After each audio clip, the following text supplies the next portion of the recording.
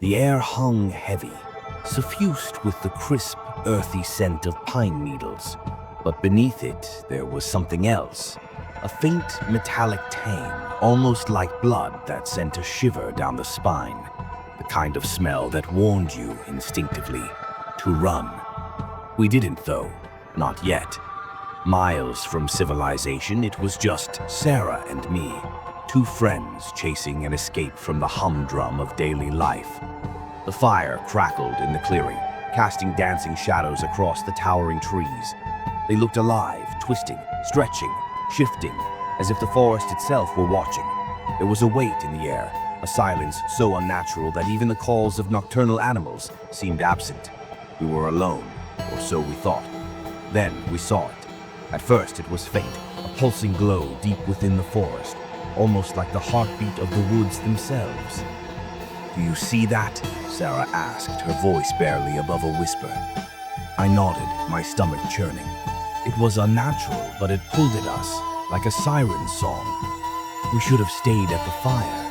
We should have ignored it. But curiosity, and perhaps a touch of reckless arrogance, drew us to our feet. Flashlights in hand, we ventured into the dark. The further we went, the more the forest seemed to change. The air grew colder, biting against our skin. The towering trees seemed to close in around us, their gnarled branches reaching out like skeletal fingers. The ground beneath our boots became soft and damp, as though we were walking across flesh. Each snap of a twig or rustle of leaves made my heart lurch. Still, the light drew us forward, its eerie rhythm beating in time with our own rising fear. And then we saw it. It was an altar, ancient and slick with moss, its surface etched with symbols that seemed to twist and writhe in the dim glow. It reeked of iron, and as we stepped closer, I realized why. The dark stains on its surface weren't moss or dirt, but dried blood. My stomach turned, a primal part of me screaming to run. But Sarah, always the braver of the two of us, or perhaps the more reckless, stepped closer.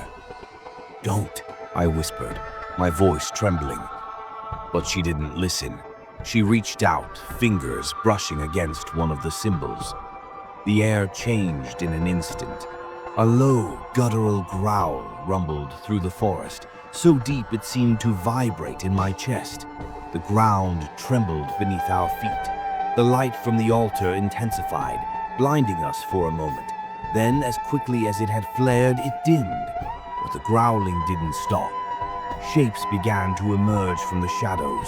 At first, they were indistinct, just darker blotches against the night. But as they came closer, the shapes became horrifyingly clear. They were tall and gaunt, their limbs impossibly long, their faces stretched into unnatural, leering masks.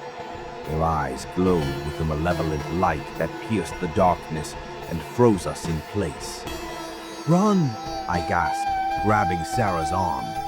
We turned and bolted, crashing through the underbrush, our breaths ragged and desperate. But no matter how fast we ran, the figures were faster.